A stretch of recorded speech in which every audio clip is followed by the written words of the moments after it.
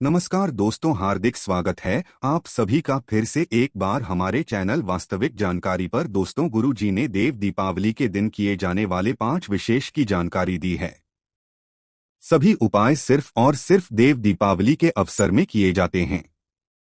ऐसे में कोई भी उपाय आपसे ना छूटे। कौन से उपाय से क्या लाभ होता है और वर्ष भर अपने घर में मां लक्ष्मी का वास के लिए कौन सा उपाय आपको करना है, उसकी जानकारी के लिए आप इस वीडियो को अंत तक देखें ताकि कोई भी उपयोगी जानकारी आपसे ना छूटे।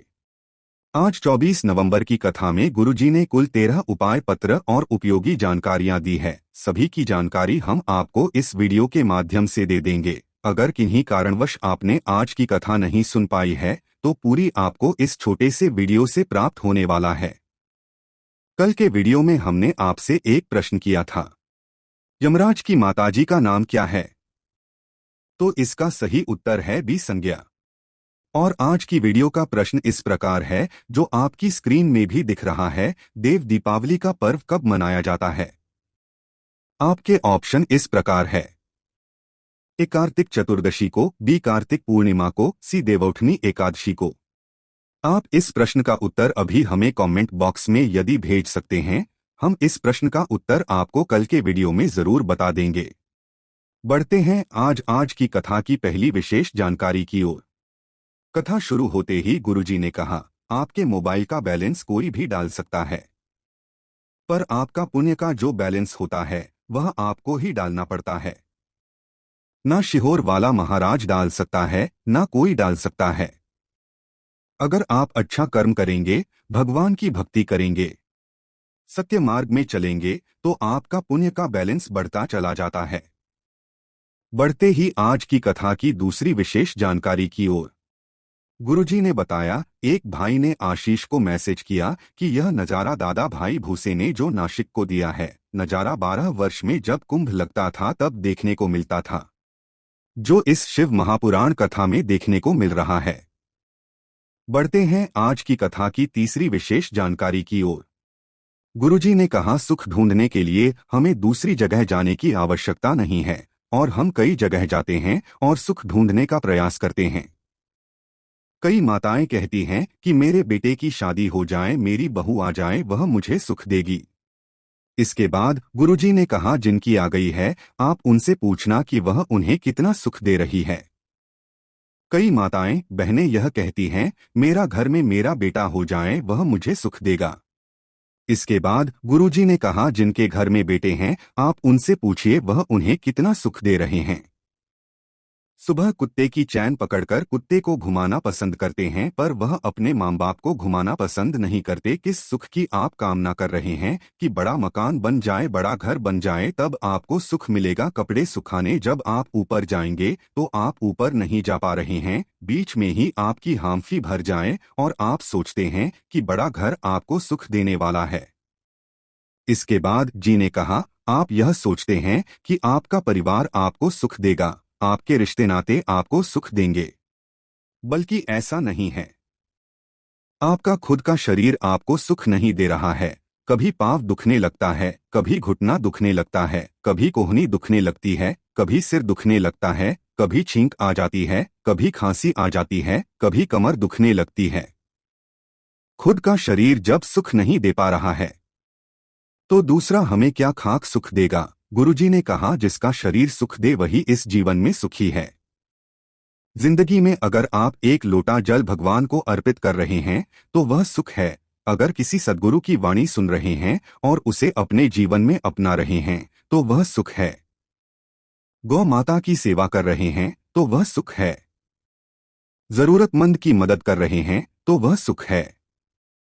माता पिता की सेवा कर रहे हैं तो वह सुख है। गरीबी में ही सही, अपनी पत्नी और बच्चों के साथ सुख से जीवन व्यतीत कर रहे हैं तो वह सुख है। बिस्तर में लेटो और तुरंत चैन की नींद आ जाए, मतलब आप सुखी हैं। बढ़ते हैं आज की तरह की चौथी विशेष जानकारी की और। गुरुजी ने कहा, अगर आप अपने छोटे छोटे बच्चे को शिवालय भेज रहे हैं, एक लोटा जल शिवलिंग करने को कह रहे हैं, तो इसमें सीहोर वाले महाराज का कोई फायदा नहीं है, बल्कि ऐसा करके आप अपने बच्चों को संस्कारवान बना रहे हैं, बलवान बना रहे हैं। क्योंकि अगर कभी हम ना भी रहे तो देव आदि देव महादेव और माता पार्वती तुम्हारा साथ दे, अपने बच्चों का साथ दे, इसलिए आप ऐसा कर रहे हैं। बढ़ते हैं आज की कथा की 5वीं विशेष जानकारी की ओर।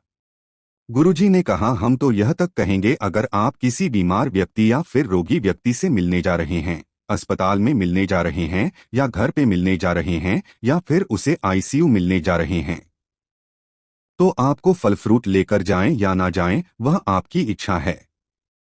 पर अगर आप जब उस व्यक्ति से मिले तो आपको श्री शिवाय नमस्ते मंत्र का जाप करते हुए भगवान से कामना करना है, इसे जल्द से जल्द ठीक कर दें। और उससे मिलते हुए भी आप उसे श्री शिवाय नमस्ते जरूर बोलें। 6वीं विशेष जानकारी की ओर माधुरी नरेंद्र मौर्य जी पत्र लेकर आए, जिसमें उन्होंने लिखा, मेरा छोटा बेटा है जो कि 3 वर्ष का है, जिसे पिछले वर्ष पेट के नीचे गठान आ गई। हमने डॉक्टर को दिखाया तो डॉक्टर ने ऑपरेशन की बोल दिया, ऑपरेशन करा लिया।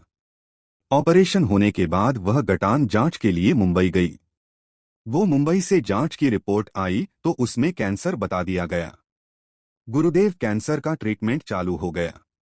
डॉक्टर ने कैंसर की लास्ट स्टेज बताया और कहा कि पूरे शरीर में कैंसर फैल चुका है, बच्चे का बच पाना बहुत मुश्किल है।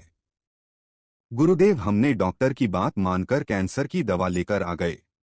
मैं और मेरे पति पूरी तरीके से टूट चुके थे। तब मेरी बहन ने मुझे पशुपतिनाथ व्रत करने को कहा। मुझे आपके शिव महापुराण कथा का वीडियो दिखाया। मैं रोज शिवालय जाना शुरू किया। शिवलिंग पर जल चढ़ाकर औषधि रूप में उस जल को प्राप्त करके वह जल रोज बच्चे को पिला देती। बेलपत्र भी रोज। मेरे बेटे की 3 कीमो होना बाकी थी। मैंने मेरे बेटे का वापस स्कैन करवाया। बाबा ने सब संभाल लिया।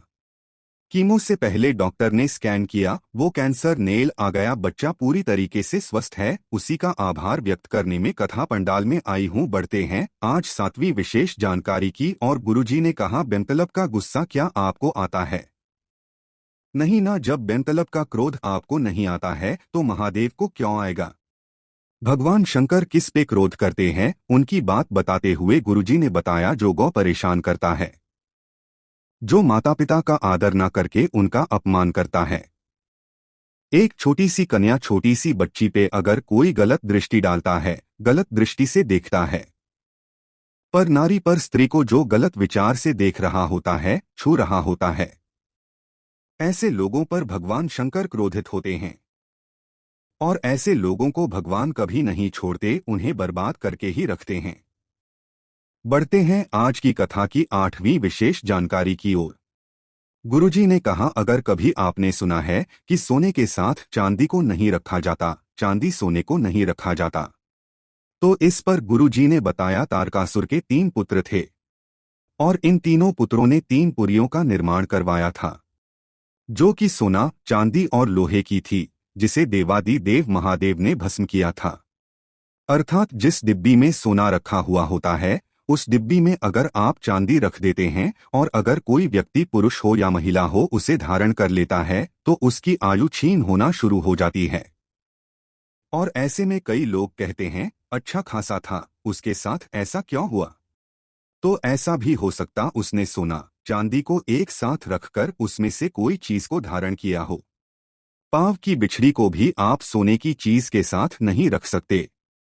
बढ़ते हैं आज की कथा की 9वीं विशेष जानकारी की ओर। देव दीपावली के दिन किए जाने वाले नए उपाय की जानकारी देते हुए गुरुजी ने बताया, जिसके घर में दीपावली के दिन दीपक लगाए जाते हैं और जिस दिन महादेव ने त्रिपुरासुर का संहार किया था और वे त्रिपुरारी कहलाए थे, उस दिन देव दीपावली के रूप में मनाया जाता है। और अगर किसी के घर में इस दिन 5 दीपक लगाए जाते हैं, अब वह 5 दीपक कहाँ गुरुजी ने लगाने को कहा है। किसी वृक्ष के आप बेलपत्र, पीपल, वट वृक्ष या फिर आंवले में से किसी भी वृक्ष के नीचे कोई एक वृक्ष का चयन करके उसके नीचे आपको एक दीपक लगाना है। दूसरी जगह गुरुजी ने बताई है, तालाब, बावड़ी, कुआं या फिर कोई नदी के तट में आप कोई भी नदी के तट में एक दीपक प्रज्वलित जरूर कीजिएगा।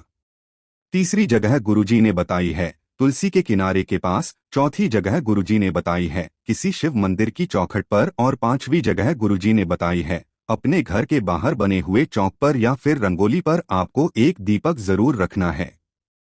इन 5 जगहों पर किसी के यहाँ देव दीपावली के दिन दीपक लगाए जाते हैं, तो हे लक्ष्मी, तुम उनके घर में देव दीपावली के दिन प्रवेश करना और वर्ष भर निकलकर बाहर मत जाना। दीपावली के दिन लक्ष्मी जी का जितना प्रभाव होता है, उससे 1000 गुना प्रभाव देव दीपावली के दिन माता लक्ष्मी का होता है। इस विशेष उपाय को आप इस देव दीपावली मतलब 26 नवंबर को जरूर कीजिएगा।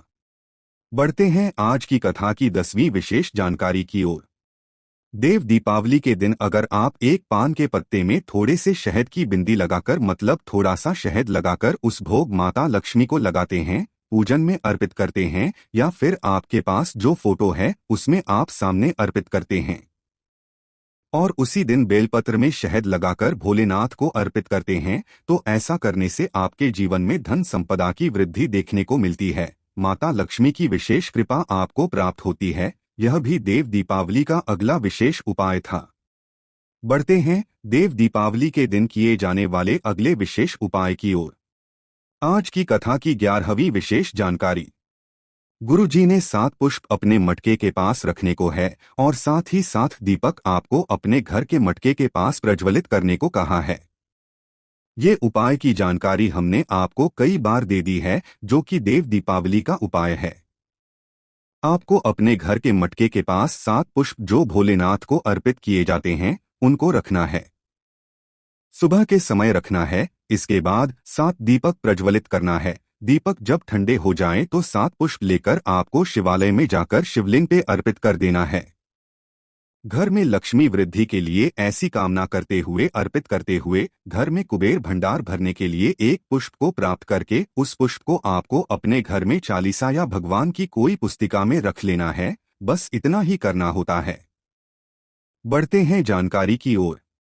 गुरुजी ने कहा देव दीपावली के दिन अगर भूल से भी कोई व्यक्ति माता अशोक सुंदरी के स्थान पर एक बेलपत्र को अर्पित कर देता है, उसका उसे क्या फल मिलता है। जिसकी शादी नहीं हो रही हो, 40 वर्ष का हो गया हो, शुभ लग्न नहीं हो रहा हो, रिश्ते नहीं आ रहे हो, तो बेलपत्र को देव दीपावली के दिन माता अशोक सुंदरी के स्थान पर अर्पित करना है। बेलपत्र को इस प्रकार से अर्पित करें कि बेलपत्र की डंडी जो है वह जलाधारी की ओर होना चाहिए, बीच वाली पत्ती शिवलिंग की ओर होना चाहिए। गुरुजी ने कहा वर्ष की देव दीपावली आने से पहले उसका विवाह हो जाता है। ये विशेष उपाय भी आप 26 नवंबर देव दीपावली के अवसर पर जरूर कीजिएगा। बढ़ते हैं आज की कथा की 13वीं और अंतिम जानकारी की ओर। गुरुजी ने बताया देव दीपावली 26 नवंबर 2023 को है। कल की कथा में ही इसकी जानकारी दी थी गुरुजी ने, और गुरुजी ने बताया था कार्तिक माह की पूर्णिमा के रूप में हम देव दीपावली को मनाते हैं और हम कल प्रयास करेंगे। आज की कथा में और पिछली कथा में गुरुजी ने देव दीपावली के जितने भी उपाय बताए हैं, कल के एक वीडियो में हम सभी उपाय वीडियो के माध्यम से करके बताएंगे ताकि सभी उपाय आपको आसानी से समझ में आ सके। इस वीडियो में बताया गया उपाय से संबंधित अगर अभी भी आपके मन में कोई प्रश्न है तो प्रश्न आप कमेंट बॉक्स यदि पूछ सकते हैं। ओम नमः शिवाय, हर हर महादेव, जय शिव शंभु।